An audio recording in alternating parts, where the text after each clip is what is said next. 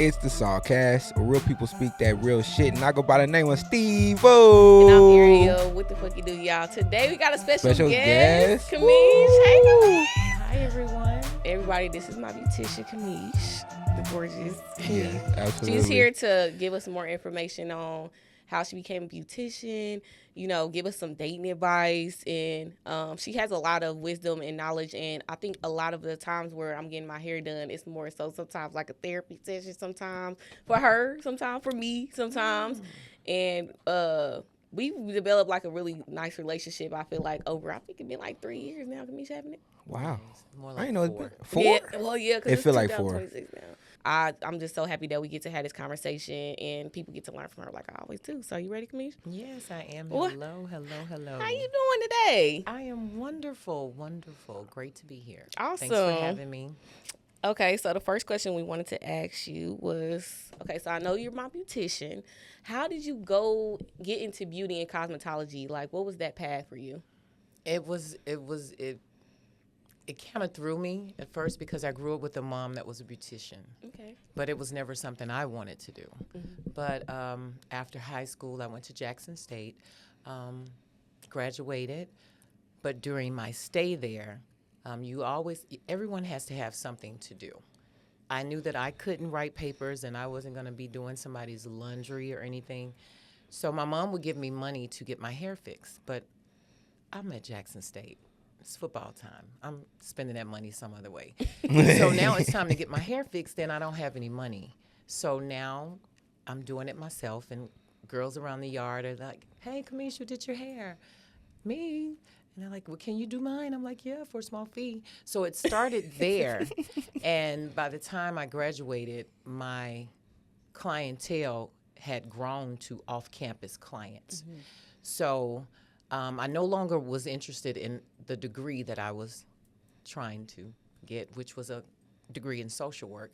I did get it, and I graduated. And after I graduated, I didn't pursue my social work career. But I feel like the classes that I'd taken at Jackson State kind of set the stage for my clients when they come in and they have issues and things like that. So I started after I got out of college. I waited a couple of years, and then I went to cosmetology school, and that's where it started. And that was 1997, and I haven't looked back since. So you said something about the classes that help you deal with your clients. What were a few classes that help you deal with your clients? We had psychology, which was the meat of it. Sociology too, probably. That too, as Okay. well. It's been so long. That was 1994, 95. Mm-hmm. Okay. Whew, but I still remember it. You know, everything that I was taught, I still know how to engage without giving what I would do. You know, I give a person options and they can choose what they want. So it's very helpful in my business because we sit there and we form relationships, not just with hairstyles, but, you know, family and births and deaths and, True. you know, graduations and all these type of things. And you form that unit with that person, and they become more than just a client. They True. sometimes become family. Okay. And so I feel like from just being your client, that is your specialization pixies? No, it's Okay. not pixies. I never wanted to box myself in. Okay. So when I started out, you asked how I started at Jackson State. Mm-hmm. I was doing waves. I did braids. I did ponytails. I did, you name it. I was never into cutting because you got to think now, I just know how to curl my hair. Right. So as it progressed, I got better and better and better over the years. So I didn't have a specific thing that I wanted to do. I didn't want to be a short hair stylist. I didn't want to be a ponytail stylist. I didn't want to be a weave stylist. So I stayed current. So whenever a hairstyle comes out, I make sure that I can do it just in case my clients ask for it. I may not be a fan of it, but I'm going to make sure that I can do it. So I wouldn't say that I'm a pixie stylist. I think I'm versatile to, you know, my clients' needs. Okay, because, I mean, a lot of us are pixie girls. Is that just what you post more? Or why do you think that you do more of that It's what I advertise. Okay. It's what I advertise. When I do my own hair, I'll do it in a pixie. You know, I do my wigs and everything. And as a stylist, people are going to look at you. As a cosmetologist, people look at me and they see what I have on my head. So then it encourages them like, okay, well, you know, it's good on her. I might want to do this. So I'm very versatile with my styling, you know, per se. I'm not just going to be in one area. I don't want to do that. Okay. So, do you think the beauty industry is different than when you first started? Of course. How? How do you think so? Prices. Okay. Prices. Let's talk about prices. Let's do okay? it, girl. Cha-ching. I started out at $10. Hello. Okay, I don't even know products that $10 are $10. for what? Just to curl your hair. What? Okay. Yes, $10. Inflation. Wow. I mean, $10 Inflation. was a lot of Well, money. it was. You got to Right. think, It was. 1990, Cost of 1, 2, living. 3. You're talking about a young girl that didn't have any children, didn't have any responsibilities, nothing. I'm on a In college college. campus, you know. You're doing the campus's hair. Pretty much. And you're doing off-campus hair. So now that each year I get better, my prices go up. Now I'm at $1,000 a month on campus. Now, mind you, there's no car note, no rent, Right. no children, just money. That's better than a job. That blew my mind. Yeah. That was a lot of money back then. But now the difference is I look at people were more comfortable with being themselves. We're in a weave era. We were in a human era back then. You didn't see a lot of weave. You didn't see a lot of braids. You know, it was very few. Even on campus at Jackson State, the first braids that I saw, invisible braids, were from a girl named Erica from Miami. And I thought that was the prettiest thing, so I tried to do it, you know. So, yes, it has changed a lot with the pricing. Styles have been in rotation.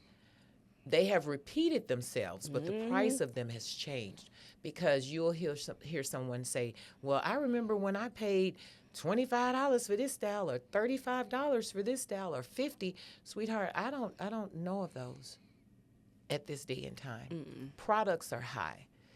The market is different. So when you're dealing with like now Asian market, because you have so much weave, you have so many units and things like that, you're dealing now in a different market. So yes, it's a great change. Oh, you think Is it's a the good change thing? good? Yes, because now we're better economically, we're better financially. Are the clients different? The clients are very different globally, Okay. state to state. Well, I'm saying from back then to now. Well, yes, there was a lot more understanding. There was a lot Okay. more love. There was a lot more politeness. There was a lot more kindness. Now you, Probably loyalty too. yeah, and that too. Definitely loyalty. So when you deal with what I've experienced over the years is when you're in different state, people are very different. You can't expect people in Georgia to be like people from Mississippi or people from Illinois to be like people from Texas. They're different everywhere you go. So I've had to adjust over the years wherever I live. So sometimes I have to tone it down. Sometimes I have to turn it up. So it just depends on where I am Right. and how I've changed over the years. Okay. But it's definitely different. I look at those days to me were better. Really? Even Much though you're better. making less. Even though I made less, the times it wasn't that I made less. I made what was feasible. Right. for It's probably that the era. same because it's, Yeah. yeah, If we inflation go and by, everything. yeah, all of for that that stuff. era. Right. So it wasn't less. It was quite. It was plentiful. Oh, It might have Okay, been. It might have been great. more. But Honestly, it was definitely It might have more. been more. It was Okay. definitely Okay. more because the you dollar had, went further. Yeah, the dollar stretched more. Yeah, you're right. So I'm looking at my clientele base back then, and as before I even moved, I could do 19 heads a day, 16 heads a day. That was Sheesh. nothing for me, because Wow. my mom would assist me. But that's Shout out to her. small. Right. That's small work. Yeah. So coming, moving and things like that. Yeah. Everything is different. And we're going to get into that. So, Texas is such a huge state. What made you choose Dallas as the place that you wanted to move to? Great from question. Mississippi? This isn't my first time being in Dallas. Okay. All right. In 2009, I came here to raise my son.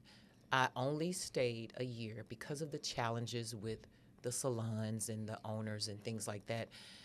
This business can be, it can be tricky because you have people that when you meet them, they don't know what type of stylist you are. They don't know if you're good. They don't know if you're bad. But the moment that they discover that you're good, you become the villain. Mm-hmm. So I dealt with a lot of that when I was here the first time, which caused me to leave. So my son, as he got older, I wanted to offer him a better quality of life. So I ended up, during COVID, I was able to save money, and I decided to move back. And I said, this time I'm going to stay. So I ended up coming back, and I said, Lord, if it's for me, you're going to make a way. You'll make the way. The way will be made. So I've had some struggles, but it's here. This isn't my first rodeo in Dallas, but it's definitely different from 2009. So what are now. some things that you had to unlearn about people moving from Mississippi to Dallas? Because I'm sure the type of people are different. So is there something you had to change? I've learned being here that people are very sensitive. Mm-hmm. They're very sensitive. I agree. The smallest of things. Oh my God, I agree. You talking about here in Dallas? Trigger a person here in Texas. They are way sensitive. The clients. Okay. Sometimes I think they're putting on, and I can honestly say that because the people, they want to, in the word, I don't want to say handle you, but a person feels like because I'm paying you, I can speak to you however I want to. But I look at it like this: we're both adults. And if you're going to talk to me, you're going to talk to me with respect, and I'm going to talk to you with respect. So I'm a laughable, talking person, ha, ha, ha, and I'm happy most of the time. And I've learned that a lot of people here, they don't want that. They don't want you to laugh. They only want you to laugh if they're laughing. They want you strictly business and just do my hair and well, you are this or you're that. They say some things to you and they don't expect for you to respond. Mm-hmm. And by us living in an era where everything is on social media, you have to pipe down and you have to look at it and say, okay, is it worth it? I've been in the business since 1997 is when I got my license. I started doing hair in 1992. It is 2026. It is. I will never allow a client to take me there so that they can record me or make me look as if I'm the most terrible stylist in the state of Texas. I will not allow someone to take those 30 years, 30 they would be plus lying years if they tried to from me. So I have to handle people with care. So I may bite my tongue. I may hold back a lot, but it's for the sake of my livelihood. Mm-hmm. But I will say this. I understand that people are sensitive and everybody's not as happy as I am, but I still try to make them beautiful. But I think also what goes into that too is like it's kind of, I would say, cosmetology and like even all the professions like that do hair and things of that nature.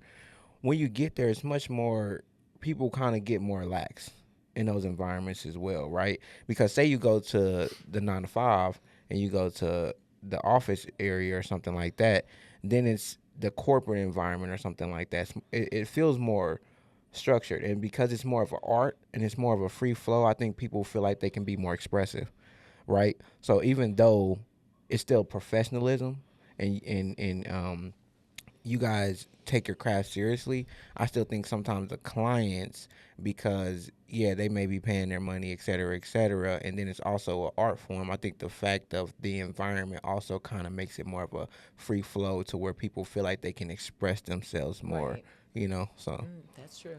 Which what I think Camish is saying is like, if we gonna be structured, let's be structured. Right. If we gonna be cool, then let's be cool. But I I think it's more so with her, like just seeing her, just being one of her clients, people try to mix the two, and then they want to go back more structured when y'all want to be cool, or do y'all want to be Well, I structured? think Which one y'all want? I think it just happens just naturally in Yeah. those environments, and you have to create that balance, right? And it's it really has the to, boundary. With her, I think we had a conversation where I was like, she's so nice and so personable.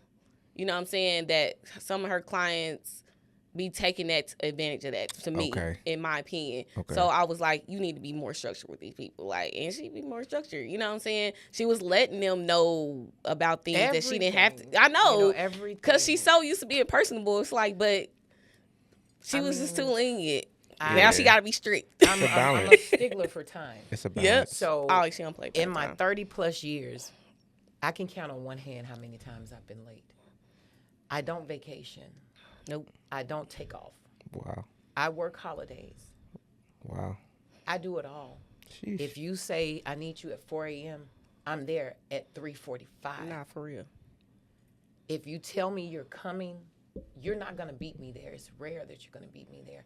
And I feel like in my 30 plus years, they can say some things about me, but to be in this business 30 plus years speaks volumes For sure. over what they're saying. That's That a fact. professionalism is 100% has to be there. And I feel like it's there. I try to set the tone for my clients, and I try to make them as comfortable as I can. I try to listen to them and hear their stories and get them to understand, hey, I'm just like you. If anyone has watched my page, they know I'm a bald heady. I have alopecia. So I never did alopecia hair until I got to Texas. I didn't know I had alopecia. I just thought I took my little edges out. And then I put a video up and they said, oh, I have alopecia too, T-O-O. I don't have that. What do you mean? Who are they talking to? To who? Who are they talking to? T-O. And then it hit me. I have alopecia. And so I became an alopecia stylist. And I couldn't embrace it because that is not what I came here for. Right. I came here to do regular, normal hair. I didn't come here to do alopecia because I never did a quick weave in my life, Oh. ever. Wow. And when I put the video up that got almost 1 million views, Damn. I was only showing that I could cut and curl. And that's when the people said, oh, I have alopecia too. Who has it? I don't. Is that me? So then I became this lady in Texas that does alopecia. A lot of people that came to my chair were being turned away from stylists that are now alopecia specialists. So now more stylists saw the need, but they saw the money.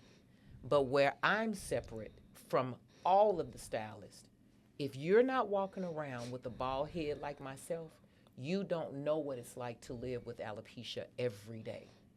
You don't know what that's like. So when my clients come in with alopecia, they relate to me more because I live it. But then they also see the various different looks that I have, which gives them hope that you can look like that too. Because when my clients come in, not only do they get their hair fixed, they get lashes, they get earrings, they get makeup if they want to, free of charge. These are things that I provide. Wow. Because I want them to have a full experience. Because when they look at pictures and they look at women, they see a full picture. They don't see just that person's hair. They Facts. see what she has on. They Facts. see the earrings. They see the makeup. They see the lighting. They see that beautiful colored shirt. That is what makes it pop. So when they come in and they don't look the part that they feel, I make sure they feel above that when they leave. But that's the it. difference. Yeah, that's a part of it. But That's the that's the difference. education though, part of it that I feel like you do as well. Like really educating them on what you're actually looking for is not just to get a haircut. You want to completely Experience. beautify yourself. Yeah. Yeah. It's a whole thing because when we are called cosmetologists. We're in the beauty industry. It's known as a beauty shop. Beauty. What is beauty? Is it just hair? Is it just clothes? Is it just makeup? Or is it the whole thing? It's whatever that woman needs at that moment. Because some say, well, oh, I don't want the makeup, and I'm fine with that. It's okay. But if some say, hey, give me the whole thing, they're in tears when they leave.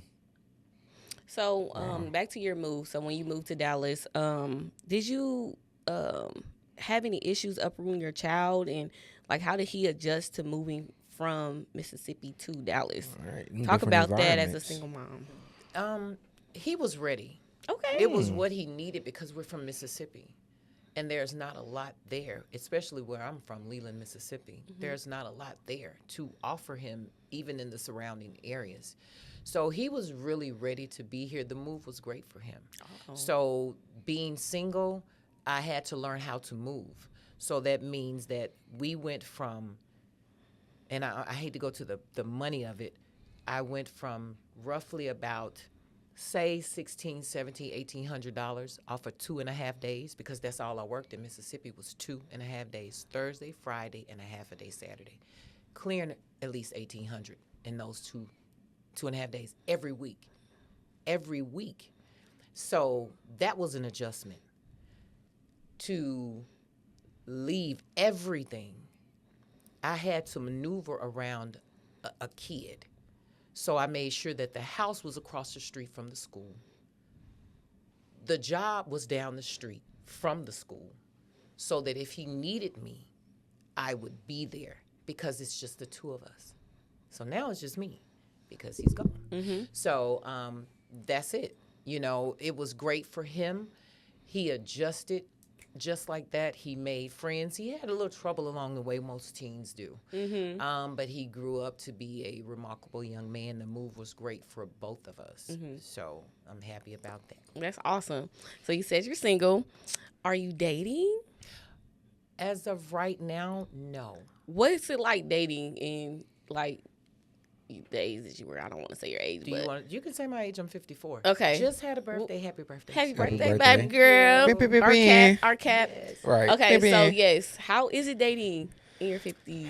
Dating in my 50s. And your son's gone now, but he was Right. there. What- It's no different than dating in those 40s. Really? Or 30s. Wow. Only difference is What you got to deal with, Camish? 20s and 30s were fun years.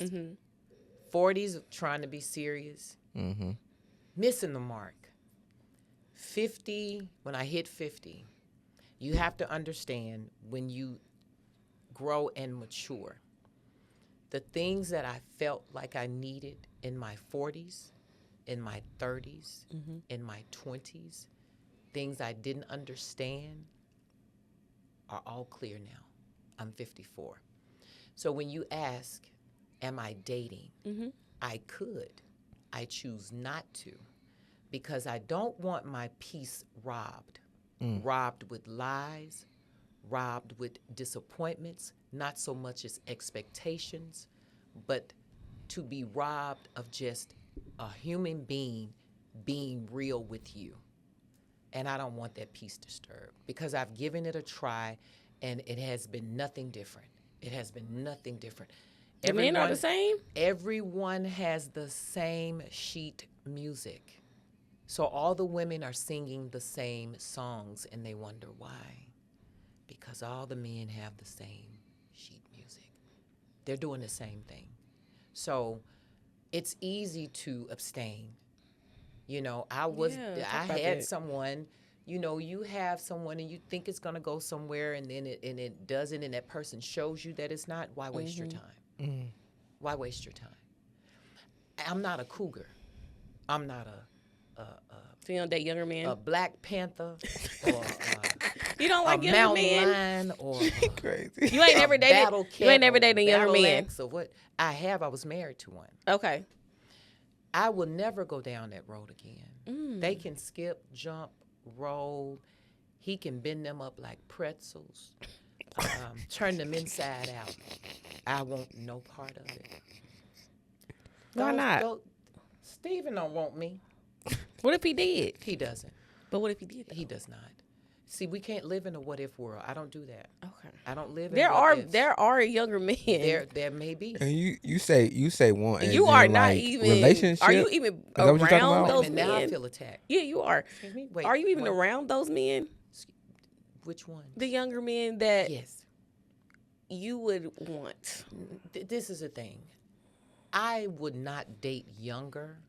My son is 20. He stands 6 foot, maybe 4 inches. He looks like any 30-year-old. I wouldn't dare bring a young man to my child, my son, my young man. Right. I wouldn't dare do that. I choose not to date younger because I know that those young men only want help, a roll in the sheets, somewhere to bop their little heads, or a vehicle to drive in or something like that. I don't want that. I don't want to take care of a man.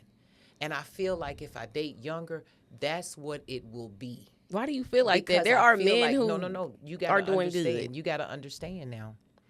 You have women out here that have set the stage for older women. Mm-hmm. That's why younger men are attracted to them, because they saw his friend with this one and she do everything for him. Oh man, she bought him this, she did him that. Oh, she got him a car. I would never. So I'm not doing it. So my thing is, okay, That stage of what my life is about over. what about like Steven, a He's man. not going back into No. Steven. I'm not talking about. I'm Let not her- talking about from my let him go, age. Camille. I'm talking about like a 45-year-old man. Would you still consider him young? I'm 54, Steven. No, but I'm saying like as you Steven, he's not mature. ready yet. No, He's not. the 45-year-old either. Not in the day and time that we're in now. Okay, the day and time does matter. The day and time that we does are matter. in now. It does matter. You're right. A 55-year-old man feels like he's 20, because social media has opened the gate for him to be anyone that he wants to be. And the pickings are there. But he, in his mind, doesn't understand that they are slim for him. And when I say slim, I mean that you have to understand that as we get older, we lose things, okay? And a lot of people are in denial about that. Social media has allowed them to live a facade, like a fantasy. True. They True. sit in their car with their fresh haircuts, or they sit in the car with their catfish on, catfish, and they make videos and they strut their stuff and they make it seem like they have everything together. Mm-hmm. You don't see the mental illness. You don't see the erectile dysfunction. You don't see the gout, the high blood pressure. You don't see the no money in the bank account. You don't see how they have messed over things prior to getting to you. You don't see that. So no, I can save myself a lot of trouble because I have dated. Mm-hmm. And it got me nowhere. And then they'll say, okay, well, what type of men were you dating? It doesn't matter what type of man I was dating. That man intentions were not right. Whether what type he wasn't the type that wanted me. And see, it goes back to what I was saying about honesty. Mm-hmm. We're not honest as human beings, male and female, about what hurts us, about what we want, about what we expect. And they say, oh, well, you shouldn't have expectations. If I don't have expectations, then what do I have? Facts. What do I have? What do I have to look forward to? And my expectation is nothing so great. It's simply, you be real with me. You be honest with me. Dating is not a problem. Mm-hmm. The people are. Because you can meet someone, and it has happened numerous of times. You meet someone, they don't tell you that I have a wife. They don't tell you that I'm about to get married. They don't tell you that, yes, we live together. They don't tell you that I'm still with my kid's mom, even though I'm with somebody else. You have to find all of those things out. And do you find them out at hello? They don't come like that. Mm-hmm. They come after your heart is in it. Because that's a trick now. Because social media has told them that, hey, all these women want to be saved. They want to save man. They want this man. So you become that. But you can't pretend, but only for so long. So I believe that you're speaking of the majority, but there's a minority out there that don't fit that description, and I feel like you could be exiling them out because if those exist, then the opposite of that exists. And I do believe that there are men out there that will be honest with you, that will meet you where you're at. So what about those men? Like, are you just being selective until you find one of those? Stephen, I have to remind you again that I'm 54. Yes. Okay. And let me speak on that again. I'm not a young girl. I'm not Ariel's age. Ariel has a chance. I'm 54. You have a chance to your pickings, life. okay? It's slim pickings. You said the minority.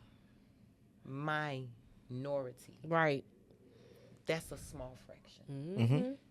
That's a small fraction. It sure And when he is. says that fraction is already married. What I learned about Texas is Texas is a family state. Oh no, you right. Facts. It is a family state. It's a family state. For sure. If you're looking to come to Texas and think you're going to find a husband next week, don't come. Don't come. Texas doesn't have a lot to offer when it comes to relationships because these people are already in relationships.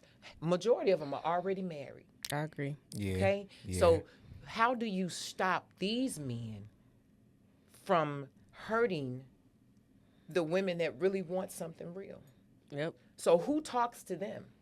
Well, the person that was talking to them is in the ground that turned them away from women that made them feel like, oh, I could have this type. No, you cannot, sir. No, you cannot. That was Kevin Samuels. He literally poisoned the minds of men. And they say, oh, he was a great help. A help to who? Are you a millionaire? Are you a high value man? It does not apply to you. You can only speak of those things when you are in that situation. Mm-hmm. So they'll say, Camish, well, what do you know about a high value man? My son's father.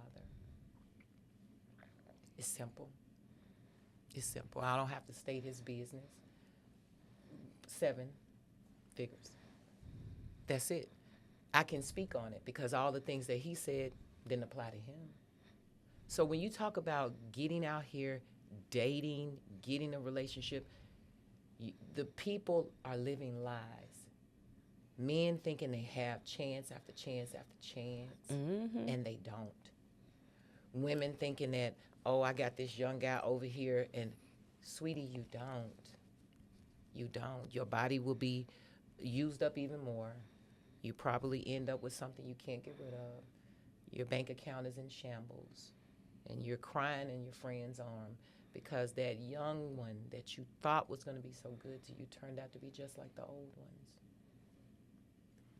Back to being a beautician. What is one of the biggest lies that you've heard Black women tell themselves when they get into your chair that you have to help them work out? My hair can do that. No, it cannot. I didn't did that before. You My did that hair before? can do that. I didn't show her a picture. That She you was thought like, that you she thought your always hair be like, could do My it? hair can do that. she For be like, real. no, And another thing, your hair ain't this. another thing is what I had to, and I've been breaking it down a lot lately, is bringing in looks that don't mimic your head shape, face shape. Because I did it. I looked at a picture and her face was really round, and her pixie looked so cute, and it was just the roundness of it.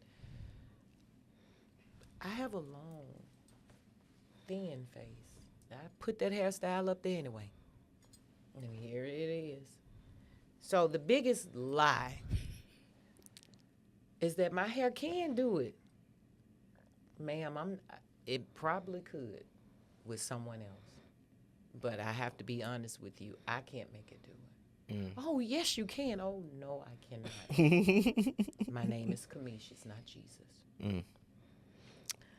How is it being a beautician different here in Dallas than it is in Mississippi as far as, because you still go back to Mississippi. So how do you feel like it's different? I mean, Clientele. okay.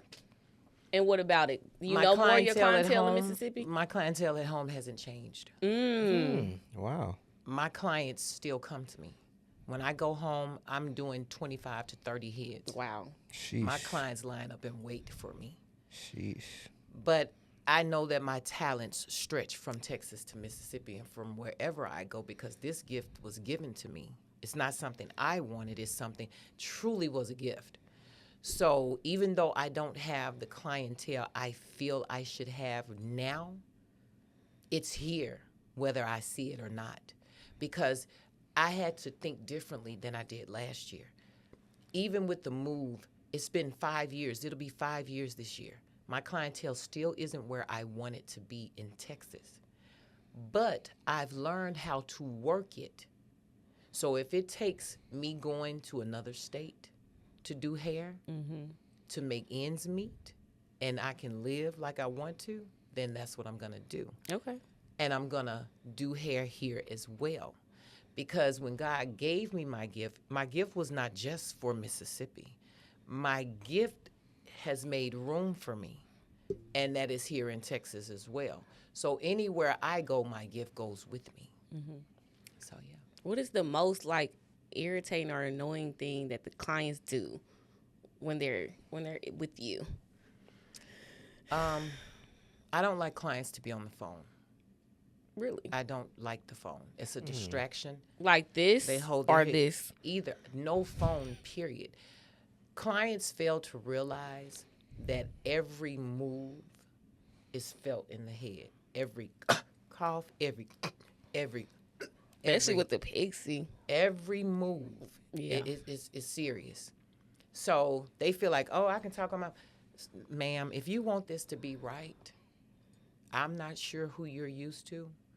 And I know that my delivery needs to be worked on.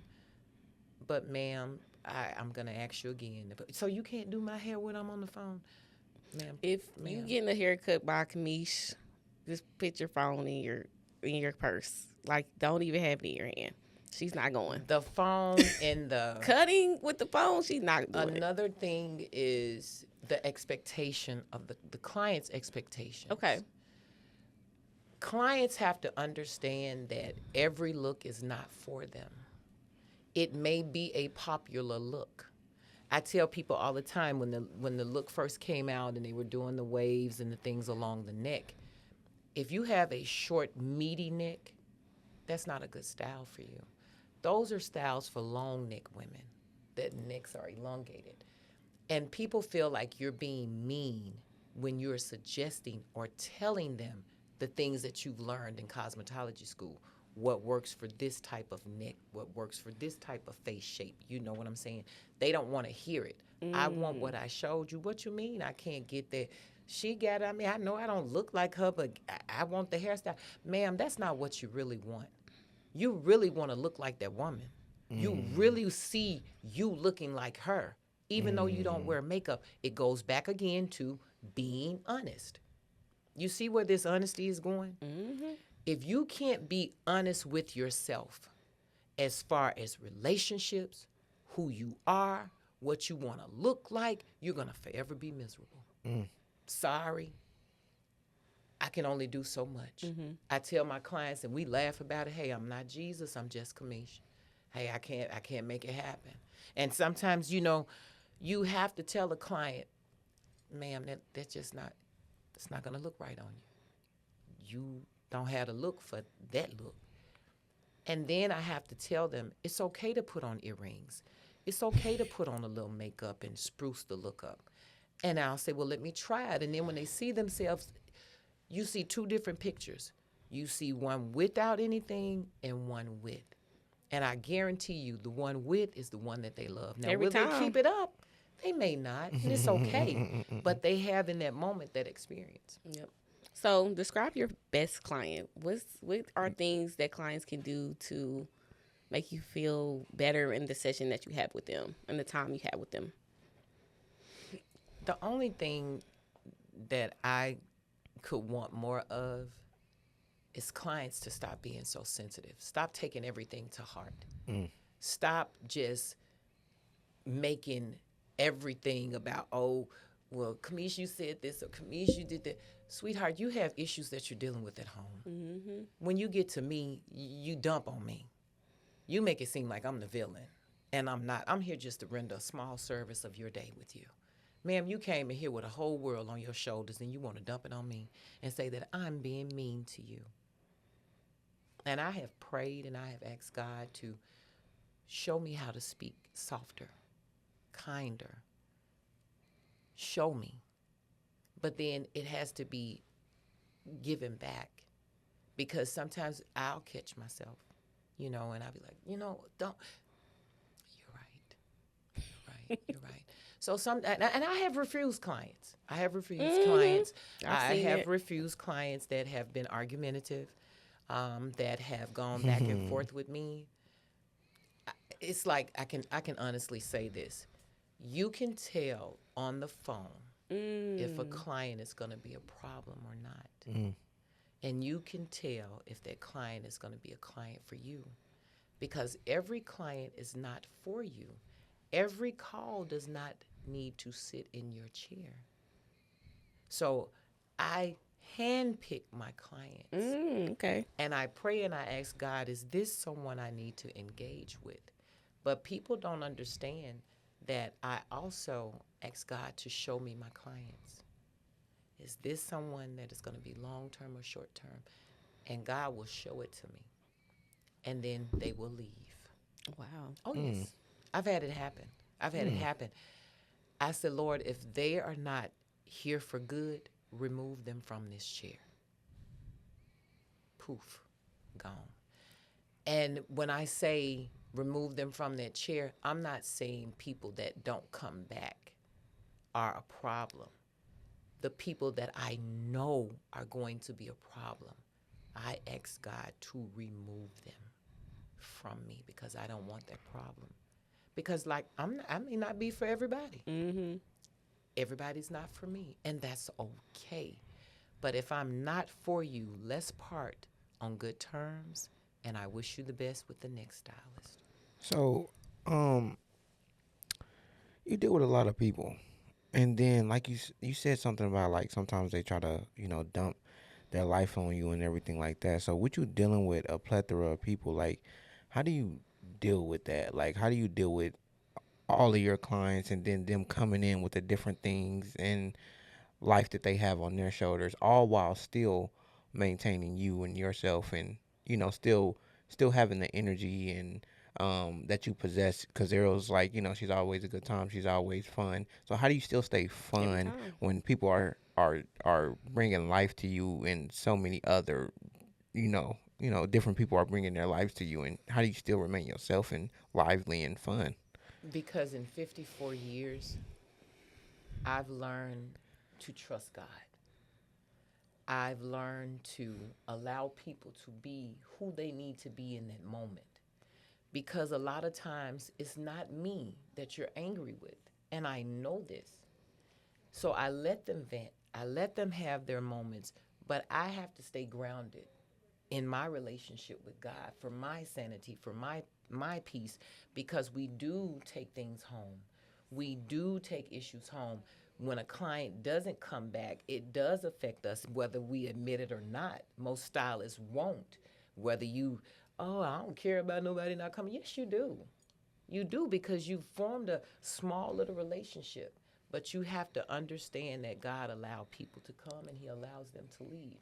So as long as I give them good godly advice, which I try to 90% of the time, everything that I tell you, I'm going to give you a scripture for it. So if I have to leave there and I'm heavy, burdened with your things, I know how to let that go, because I give that to God.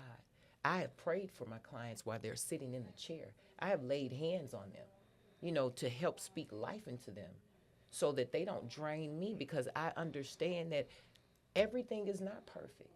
And even when I'm and all the time, I'm not and on the inside, Facts. But I can't bring that on them. I have to keep my composure, do their hair, wish them well, and continue to pray for them when they're gone. And that's all I can do. That's awesome. With all the wisdom that you have now, what advice would you give a young black woman who wants to become a beautician today? If you want to become a beautician, A good one. Right. Baby, learn To do a good one. Baby, learn how to put your phone down and get up in the morning. The early bird gets the worm. Facts. That's what she tell me all the time. Nah, that's earlier fact you though. rise, Hey, she not The playing. more money you make. Not for real. Take the That's true. business serious. Be on time. Do not go in this business thinking it's all glam. You're going to have swollen ankles. You're going to have hurt limbs, cuts, burns. Be prepared for it. Don't look at the money that you're going to make, because you have to stand there to make that money. Whew. Okay? Hello. You have to stand. So you determine what you make. So if you want to make enough to go out, that's what you're going to make. You want to make enough to get your outfit, then that's what you're going to make. But when you start taking your business serious and it becomes your livelihood, you're going to have a start time and you're going to have a finish time. You're going to figure out what you want to do, what type of stylist you want to be. Do you want to be an all-around stylist, or do you want to be one particular style? And know that when that style leaves, there's no more need for you. So learn how to be versatile. Keep up with the times. Make sure you buy your products. Keep them up. And don't let anyone fool you like one specific line has everything that you need.